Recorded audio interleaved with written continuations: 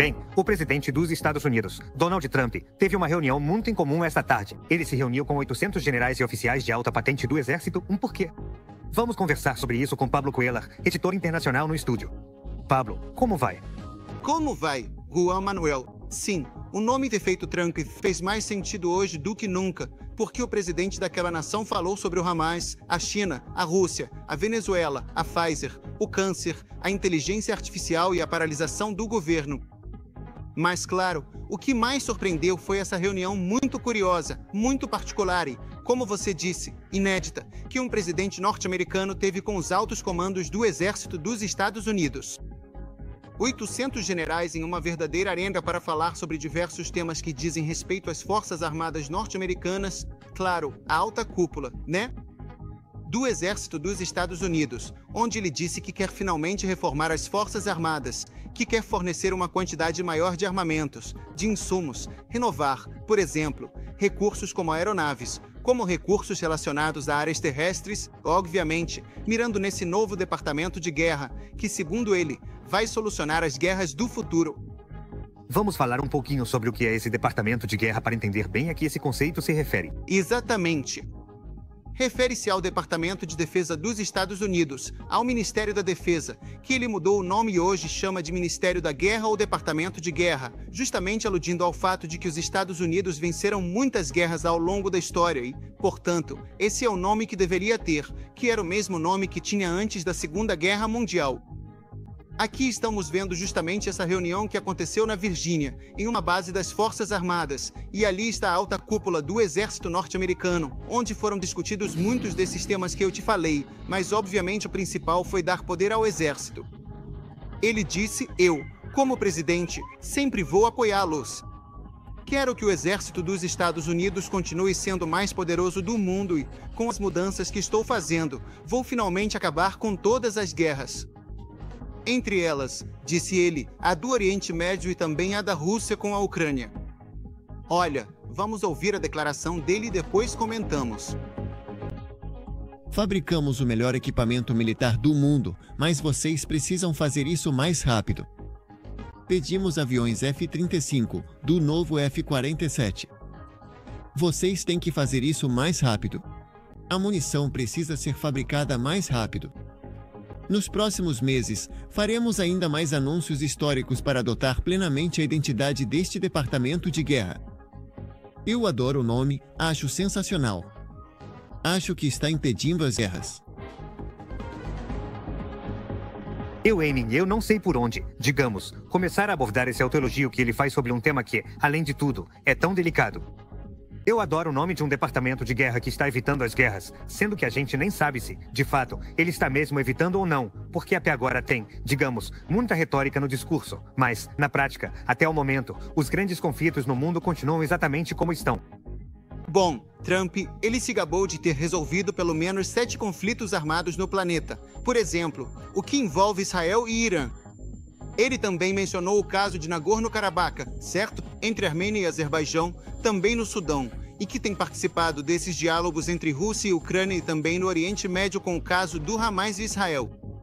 Claro, até agora ainda não conseguiu avançar. Embora esta semana ele tenha apresentado esse plano de paz, ainda é algo difícil de se alcançar. E nenhum dos outros que ele mencionou, na verdade, eram guerras propriamente ditas. Foram escaramuças, foram confrontos pontuais. Irã e Israel já tinham tido outros e podem voltar a ter no futuro.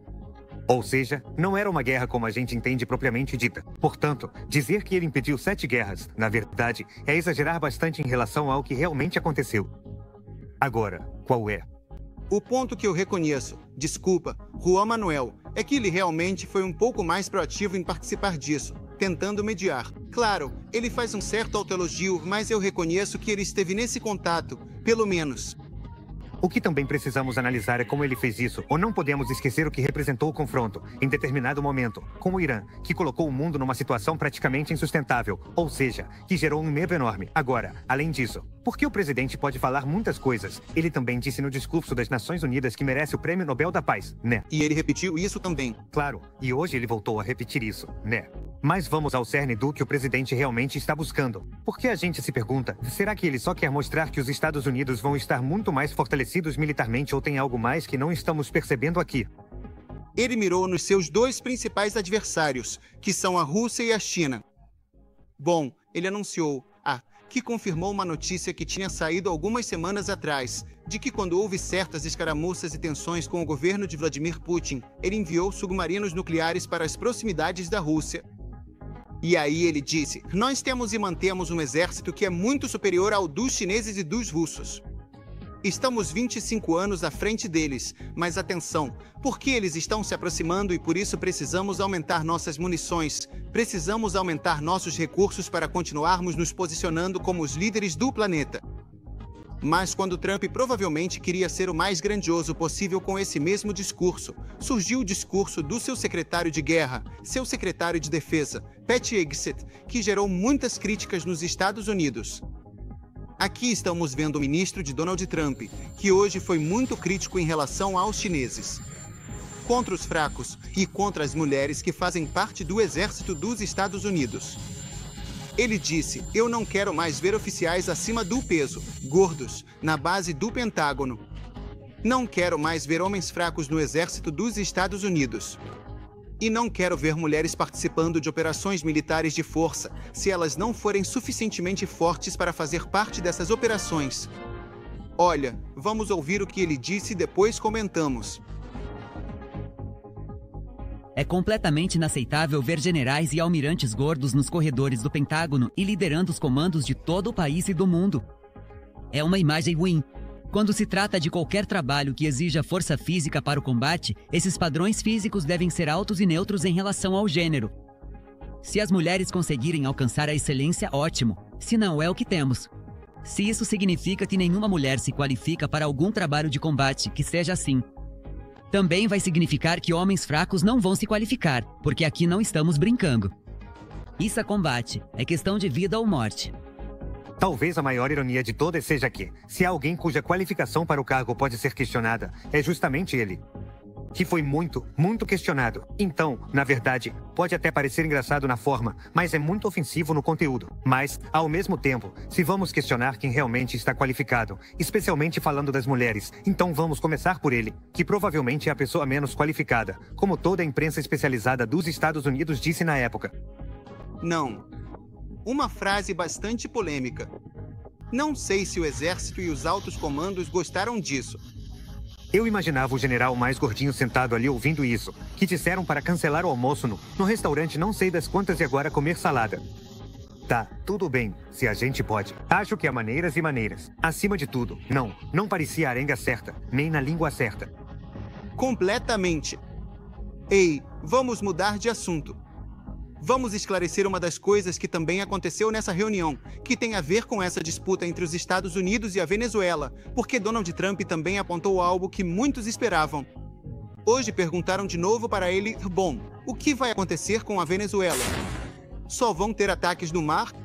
Como é que vai continuar, afinal, essa ofensiva armada que os Estados Unidos têm ali no Caribe? E Donald Trump abriu a possibilidade de realizar ataques por terra. Ele disse, hoje praticamente já não há nenhuma embarcação do narcotráfico nas águas do nosso continente ou que estejam indo em direção aos Estados Unidos. Portanto, agora nosso foco tem que ser a terra. Ele não especificou se estava falando da Venezuela ou de algum outro ponto dos Estados Unidos. Olha, vamos conferir o que disse Donald Trump. A Venezuela tem sido muito perigosa com as drogas. Eles têm sido muito, muito perigosos. Então, vamos ver o que acontece. Tínhamos muitas drogas entrando pela água.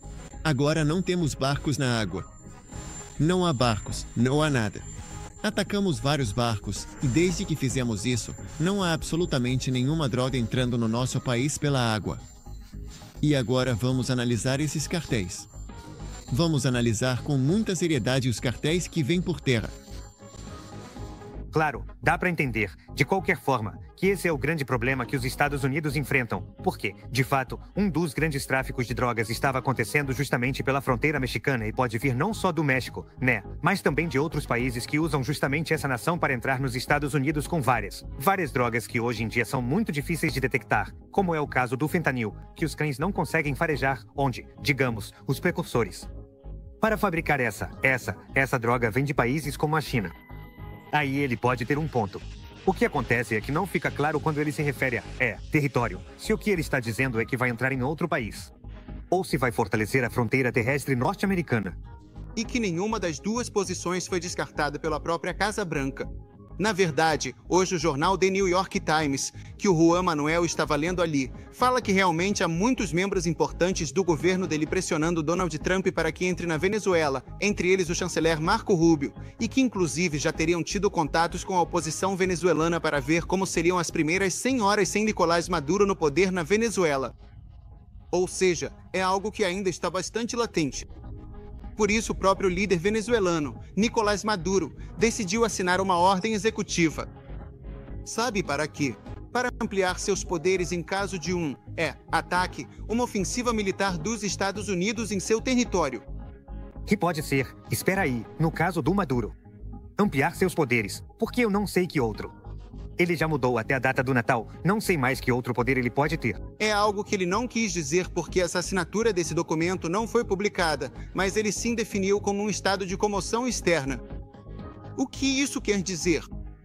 Que se algo estrangeiro, nesse caso o exército dos Estados Unidos, atacar, ele poderia ativar essa ordem executiva, um estado de exceção, para ampliar seus poderes. Certamente pode ser no controle dos próprios civis, na administração de uma maior quantidade de recursos militares, por exemplo, em algumas zonas estratégicas, restringir a liberdade de movimento em alguma área específica da Venezuela, além do que já está sendo conhecido agora e do que Nicolás Maduro disse. Hoje já começou o processo de consulta do decreto constitucional de estado de exceção para decretar um estado de comoção externa, de acordo com a Constituição, e proteger nosso povo, proteger nossa paz, nossa estabilidade. Se a Venezuela fosse agredida pelo Império Estadunidense, agredida militarmente. Já temos aí o que está acontecendo. Bom, Donald Trump, nessa conferência multifuncional, digamos assim, onde como um canivete suíço falou de muitas coisas, do que está acontecendo com a Venezuela, mas ao mesmo tempo, os Estados Unidos estão vivendo um momento muito complexo e o governo, em particular, e explique em uma frase, se possível, qual é a situação quando se fala do fechamento do governo, Pablo? Sim, estamos a poucas horas, minutos, de que o governo dos Estados Unidos seja fechado. Isso aconteceu porque os principais partidos deste país, democratas e republicanos, não chegaram a um acordo para o orçamento do ano de 2026. Quando isso acontece com um prazo final que é 1º de outubro, ou seja, à meia-noite, finalmente, todos ou muitos dos serviços públicos são suspensos, entre eles o transporte, serviços de saúde, serviços econômicos, agências, até mesmo os salários dos funcionários públicos não serão pagos. E isso, à meia-noite de hoje, pode acontecer com esse fechamento do governo, que seria o primeiro, pelo menos, em 7 anos. Tiveram vários desde 81. São 15.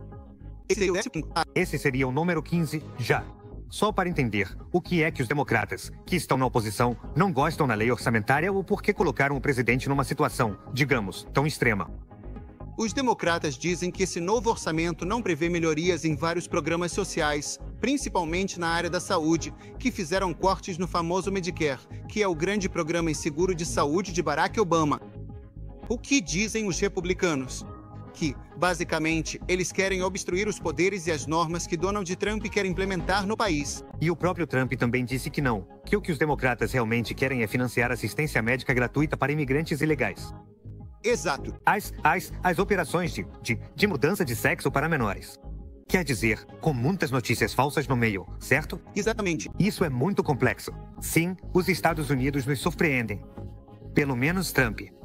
Pablo Coelho, um abraço. Divirta-se. Boa noite.